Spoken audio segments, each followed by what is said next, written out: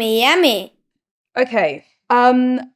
I feel like I would be doing a disservice to my listeners and to myself if I didn't ask you about the controversy surrounding an incident that happened to you in 2019. Y'all want to know about that? Y'all really want to know about that? With your nosy ass? No, I'm kidding. Come on. And I'm also y'all got to know about that, huh? I done told you about the damn food. I done told you about the damn sound of music. Told you about my damn child. Told you about my non-cooking ass daddy.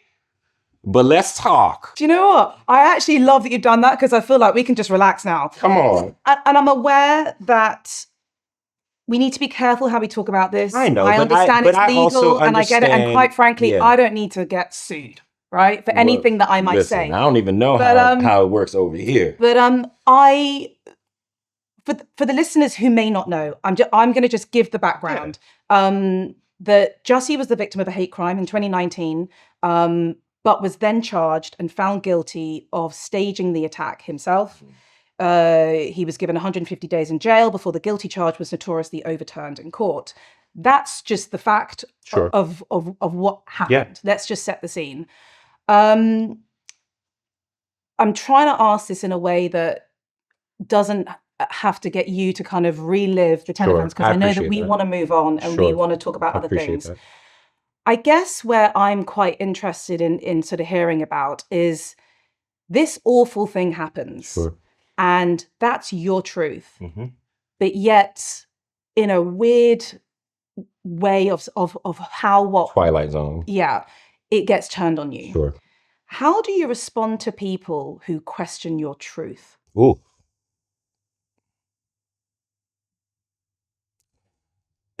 You know, that's a good question.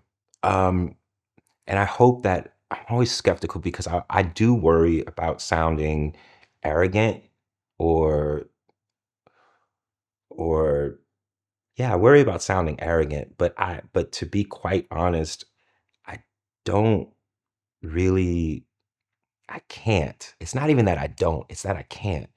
I can't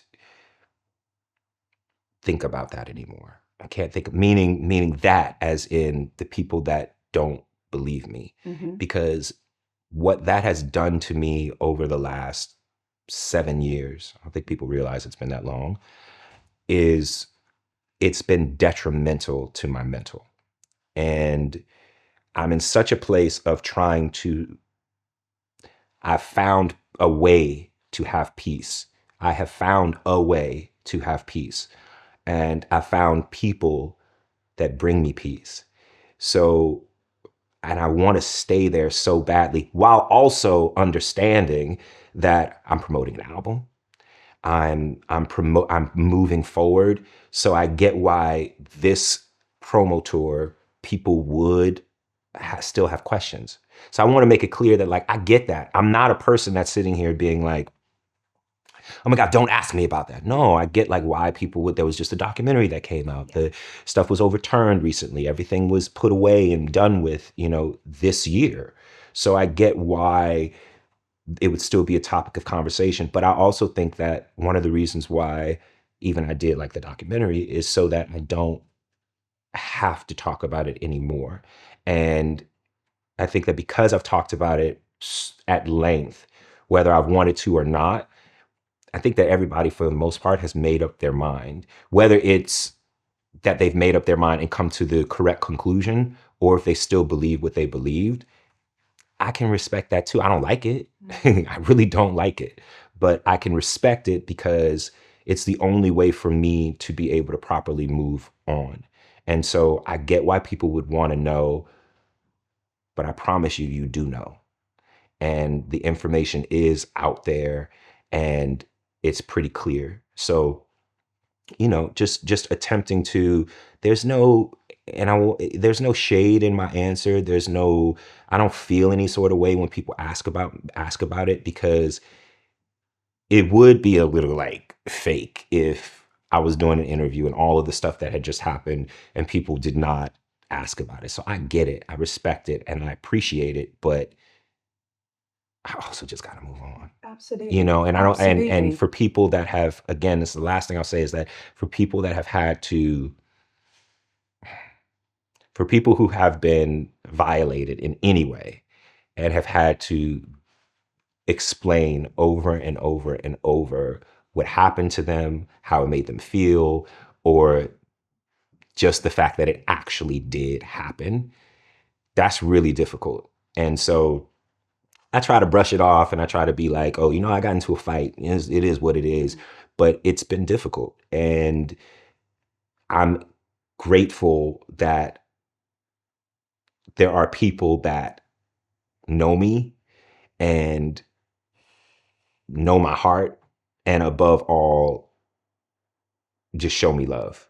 I don't take it lightly. But then for the other people too, I don't think about what they think, but I promise you, like, there's only love. There's only love here from me, because I understand why people would think what they think based on the way that it was spun and the way that it was like handed to them. But I can't be the one to go through every single bit and piece and say, well, that's not true, that's not true, that's not true, because I'll be here until I'm 90. And I was 36 when this happened, and I'm 43 now. So I gotta move on. And you look good for it. Thank you, darling. I moisturize. It's important. How do you get to a place of peace? Like I'm just thinking of it like pragmatically. How do you get there? Oh my God. I mean, I know it's a lot of work. But it is a lot of work, and it doesn't happen overnight, and it doesn't happen consistently. You know what I mean? Like, I have to psych myself out, but it's okay, because the light at the end of the tunnel is such a bright light. And there was a time, I promise you, that, like, I did not see the light. It was it's like, there is no light at the end of this tunnel. I'm just in this tunnel, and this is just forever. But as you grow, as you gain that kind of thicker skin, I was the dude that cared about every single thing that people said about me. I can say that honestly. Like, I promise you, I was talking to my friend Candy, and I was like, I would literally sit here and there could be 10,000 comments of somebody being like, you have the voice of an angel. And I'm thank you so much. I'm grateful for that. And then there'd be one person that's like, your voice sounds like a dying lamb.